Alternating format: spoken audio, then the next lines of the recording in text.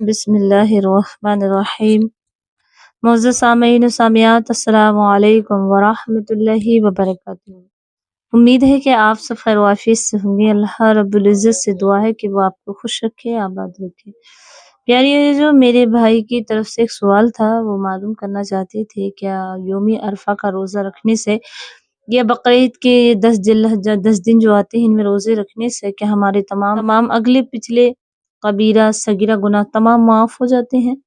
جیسے کہ آپ بتاتے ہیں، سبھی علماء اکرام بتاتے ہیں کہ ایک روزہ رکھنے سے 1 سال کا ثواب ملتا ہے، 1 سال کے گناہ معاف ہو جاتے ہیں۔ دیکھیے انشاءاللہ اس کی وضاحت کروں گی، لیکن آپ سے یہ گزارش کرتی ہوں کہ ہمارے چینل پہ نئے ہیں تو ہمارے چینل کو سبسکرائب کر لیں اور بیل کی گھنٹی کو بھی پریس کر دیں تاکہ ہماری ہر ویڈیو آپ تک پہنچے۔ اس چینل پر آپ کو دینی مسائل، بہترین مسائل، قوت واہ کے مسائل آپ کو سننے کو ملیں گے اور سچے اور پکے پیغام، تو اسے زیادہ سے زیادہ اپنے دوستوں میں شیئر کیجیے گا۔ دیکھیے جیسے کہ حضور اکرم صلی اللہ علیہ وسلم ارشاد فرماتے ہیں کہ ذی الحجہ کا چاند نظر آتے ہی جو شخص پہلی، دوسری، تیسری یہاں تک کہ 9ویں تاریخ تک روزہ کوئی سبھی ایک روزہ رکھ لے ان تاریخوں میں، تو اللہ تبارک و تعالیٰ 1 سال کے روزے رکھنے کا ثواب دیتا ہے اور 1 سال کے گناہ معاف کر دیتا ہے۔ اب یہ سمجھ آ گیا، لیکن یہ بھی سمجھ لیں کہ یہ کون سے گناہ معاف ہوتے ہیں۔ دیکھیں آپ 12 مہینے رمضان شریف سے علاوہ جو نفلی روزے رکھتے ہیں تو ہمارے گناہ صغیرہ جو گناہ ہوتے ہیں وہ معاف ہو جاتے ہیں، لیکن کبیرہ گناہ جو معاف نہیں ہوتے ہیں وہ معاف کس طرح ہوں گے؟ اگر آپ نے حقوق العباد یعنی بندوں کے حقوق مارے ہیں تو بندوں سے معاف کرائیں، ان سے ان کے حق تلفی کو معاف کرائیں، ان کا حق ادا کریں، تب وہ معاف ہوں گے۔ یہ کبیرہ گناہ ہے۔ یا حقوق اللہ یعنی اللہ کے حق، اللہ کے حقوق تم نے چھوڑے ہیں، نمازوں کو چھوڑا ہے، جو فرائض ہے واجب ہے وہ چھوڑے ہیں تو وہ اللہ معاف کرے، اس سے سچے دل سے معافی مانگے، ہاں وہ معاف کرنے، ہاں وہ بڑا غفار ہے، بخشنے والا ہے، معاف کرنے والا ہے، تو اس سے سچے دل سے توبہ کریں تو بخش دیتا ہے۔ ورنہ کوئی نفل عبادت، کوئی نفل روزہ رکھنے سے کبیرہ گناہ معاف نہیں ہوتے ہیں، صغیرہ گناہ بالکل معاف ہو جاتے ہیں۔